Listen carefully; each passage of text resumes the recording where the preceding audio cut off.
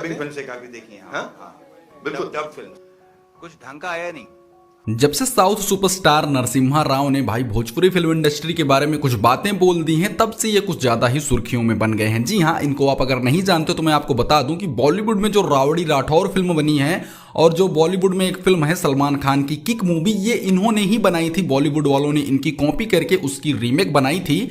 आप लोग इनको बहुत ज्यादा अच्छे तरीके से जानते होंगे, इनकी काफी ज्यादा साउथ फिल्में भी हिट हुई हैं। अभी हाल ही में ये पटना आए थे अपनी नरसिम्हा राव फिल्म को प्रमोट करने के लिए, और वहां पर लोगों ने इनसे पूछा कि आप लोग भोजपुरी फिल्म इंडस्ट्री के बारे में कितना जानते हैं, साउथ में इसका क्या क्रेज है।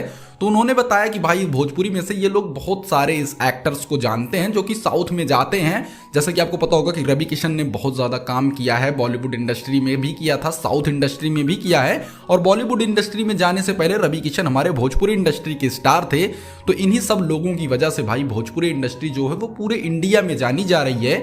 और रवि तेजा ने एक बात और बोली कि भाई साउथ इंडस्ट्री जो है वो इंडिया से अलग नहीं है। इंडिया के अंदर जितनी भी इंडस्ट्रीज हैं सबको मिलकर आपस में काम करना चाहिए। वैसे दोस्तों रवि तेजा के इन विचार के बारे में आप क्या कहना चाहेंगे, कमेंट जरूर कीजिए।